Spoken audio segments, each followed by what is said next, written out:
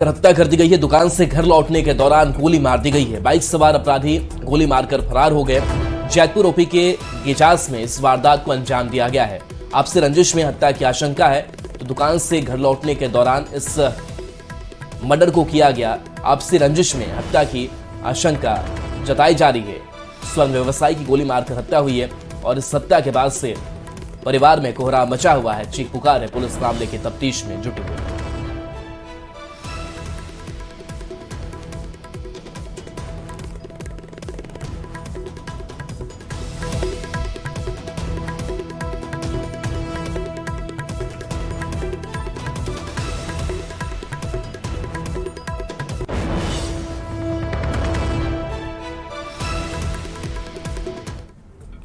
खबर समस्तीपुर से है, जहां पर एक प्रेम कहानी का दुखद अंत हो गया। रोसड़ा के कोचिंग संस्थान में अंग्रेजी के शिक्षक संजीत कुमार से प्यार होने के बाद में छात्रा ने दिसंबर 2022 में शादी रचाई थी। परिवार की रजामंदी से शादी हुई थी, इसलिए दान दहेज भी दिया गया था, लेकिन महज 1 साल के बाद ही विवाहिता की संदिग्ध स्थिति में मौत हो गई। मृतक श्वेता के पति संजीत कुमार की दलील है कि मामूली विवाद के बाद पत्नी नाराज हो गई थी और आवेश में आकर उसने कमरा बंद करके फांसी के फंदे से लटक करके उसने जान दे दी। जबकि मृतक के मायके वालों का दावा है कि शादी के कुछ समय बाद से ही बार बार पैसे की डिमांड की जा रही थी और इसको लेकर के टॉर्चर भी किया जा रहा था और इसी को लेकर ससुराल वालों ने श्वेता की हत्या कर दी। फिलहाल पुलिस पूरे मामले की जांच कर रही है और हत्या या आत्महत्या के एंगल से भी जांच कर रही है। दिसंबर 2022 में श्वेता और संजीत की शादी हुई थी और खूब सुर्खियां भी बटोरी थी, क्योंकि श्वेता की उम्र महज 20 साल थी और उसके पढ़ाने वाले शिक्षक संजीत की उम्र 50 साल से भी ज्यादा थी। तो पहले कोर्ट में इन्होंने शादी रचाई और बाद में मंदिर में जाकर के भगवान के सामने 7 फेरे ली थी। लेकिन इनके लोभ का लालच खत्म नहीं हुआ। धीरे धीरे इन्होंने लड़की को और प्रताड़ना करना शुरू कर दिया कि आप और लाओ और लाओ और लाओ करके, और अंततः यह हुआ कि बच्ची वापस अपने घर आना चाह रही थी, जिसके लिए उसने अपने भाई को कॉल किया कि तुम आओ और मैं अपने घर जाऊंगी। घर जैसे ही गया कि उसके मम्मी के मोबाइल पे फिर तुरंत फ़ोन आया कि भाई आपकी बेटी शांत हो गई, ख़त्म हो गई। इन लोगों ने आनन फानन में दौड़ के भाग के आए तो उन्होंने घर में लड़की को फर्श पे मृत अवस्था में पाया। तो फिर घर आए तो बोली कि आप खा लीजिए। मैंने बोला कि नहीं, मैं नहीं खाऊंगा, अभी मैं तुरंत खा के आया तो कैसे खाऊंगा, वहाँ तो मैं खाया ही हूँ। बोली मैं आपके लिए भाग भाग के यहाँ से आप खा नहीं थे, तो बोला कि खा लूंगा बाद में, लेकिन अभी तो मैं तुरंत खा के आया हूँ। बस इतने में गुस्सा हो गई और गुस्सा होकर ये चली गई और सारा खाना लेकर डस्टबिन में फेंक दी। वहाँ से इसी बात पर शॉर्ट टेम्पर हो गई। नहीं, मुझे अभी जाना है घर, आप नहीं हैं। कि खिड़की भी लॉक की हुई है ये वाला, मैं धक्का दिया, ये खिड़की भी लॉक है। फिर मैं दौड़ के गया, उस खिड़की पे धक्का मारा तो वो खिड़की खुल गया, वो खिड़की। तब तक देखा ये हैंग कर, उतनी देर में जल्दी से लाके हैंग कर रही थी। जमुई के मलयपुर थाना क्षेत्र में पत्नेश्वर नाथ धाम शिव मंदिर में पूजा अर्चना करने गई महिला श्रद्धालु से चेन छीनने की घटना सामने आई है। हालांकि पूरी वारदात मंदिर में लगे सीसीटीवी कैमरे में कैद हो गई। पूरे मामले पर पुलिस सीसीटीवी के आधार पर कार्रवाई में जुट गई है।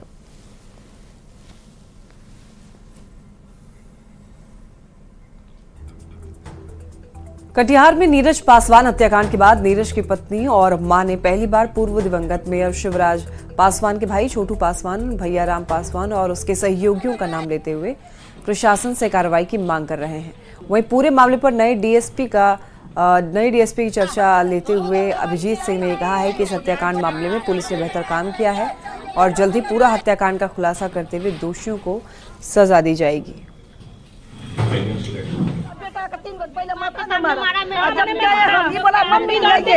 हम गए थे, देखा 3 गोली हमारा बेटा का दागा है। बेटी बोलती है मामा जी आप लोग मेरे सामने मारा है। 3 गोली हम मारते हमरा सामने में गरीब हम तेरा बेटा उठा रहा, हमरा बेटा का सबके 3 गोली माथा में तो पहले मारा था बेटा की 3 गोली। तब हम सोचे होगी हमको बोल के गया था तेरा बेटा को मरवाई। किसी को पहचान क्या हुआ कल? मेरे पति को पहले से भनक पड़ चुका था कि छोटू पासवान, भैयाराम पासवान, रवि जायसवाल, बंटी जायसवाल और साबिद अली उसको मरवाने के लिए सेटिंग कर रहा है। बस और कुछ दिन पहले छोटू पासवान इधर से गाली देते हुए, धमकी देते हुए गया था। बीबी माँ ये लोग भी धमकी देते हुए जाता था कि कुछ दिन का बात है, कितना उड़ेगा। बस इसका मुखिया मुख्य अपराधी जो है छोटू पासवान, भैयाराम पासवान, रवि जायसवाल, बंटी जायसवाल, साबिद अली, हमको सबका अरेस्टिंग चाहिए। एकदम पहले भी जब वो हत्या हुई थी उसको पुलिस ने बहुत एक्टिवली डिटेक्ट भी किया और साथ साथ गिरफ्तारी भी उसमें 2 हुई है जो मुझे पता चला है। अभी मैं देखूंगा कि क्या केस है और उसमें जिनका भी नाम आया साक्ष्यानुसार उनके ऊपर कार्रवाई की जाएगी। मोतिहारी के मुफस्सिल थाने के बनखट में चोरों ने एटीएम मशीन काटकर पैसे की चोरी की घटना को अंजाम दिया है। चोरी की सूचना मिलते ही पुलिस मौके पर पहुंची और कार्रवाई में जुट गई। बैंक कर्मी चोरी की राशि जानने की कोशिश में जुटे रहे। वहीं मोतिहारी में पुलिस लगातार गश्ती करने का दावा कर रही थी, लेकिन एटीएम में चोरी होने के बाद पुलिस की पोल खुल गई।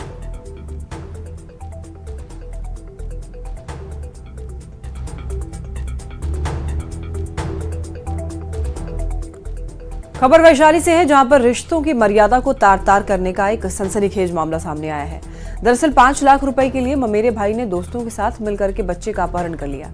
पुलिस ने तुरंत कार्रवाई करते हुए 24 घंटे के अंदर बच्चे को बरामद कर लिया।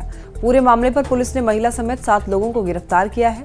एसपी ने बताया कि पुलिस की तत्परता से बच्चे की जान बच गई है, जो पुलिस के लिए एक बड़ी उपलब्धि है।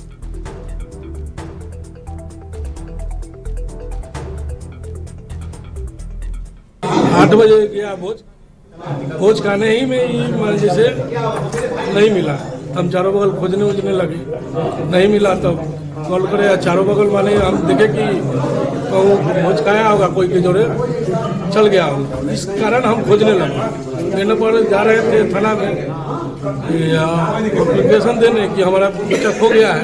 उसी बीच में हमारा कॉल आया कि बच्चा मेरे पास है, थाना पुलिस का अथी मत कीजिए न तो एग्जाम पूरा होगा। किडनैप किया गया था जिसमें उसका 5 लाख रुपया मांगने का प्लान था। अभी डिमांड नहीं हुई थी लेकिन उसका प्लान था आगे पैसा मांगने। गिरफ्तार कौन कौन लोग हुए, बच्चे को कहाँ रखा गया? गिरफ्तार कुल 6 व्यक्ति गिरफ्तार हुए हैं। एक महिला के घर में बच्चे को रखा गया था। दिन में ये लोग एक I-10 कार से घुमाते रहे थे और रात में ये लोग महिला एक देवी है उसके घर में ले जाकर के रखा गया था। अगले दिन का प्लान था उसे कहीं और शिफ्ट करने का, उसके पहले ही पुलिस द्वारा छापामारी करके उसे बरामद की। गर्मी में सूखे चापाकल की मरम्मत के लिए मुजफ्फरपुर के कई प्रखंडों में मरम्मत दल को रवाना किया गया है। दरअसल जिले के 16 प्रखंडों के लिए 16 गाड़ियां रवाना की गई हैं, जिसमें 3 मिस्त्री और 1 खलासी होंगे। ये लोग अलग अलग प्रखंडों में जाकर वहां के सूखे चापाकल को मरम्मत करेंगे। डीएम ने कहा कि गर्मी आते ही जलस्तर नीचे चला जाता है, ऐसे में इसको लेकर पहले से ही व्यवस्था कर ली गई है।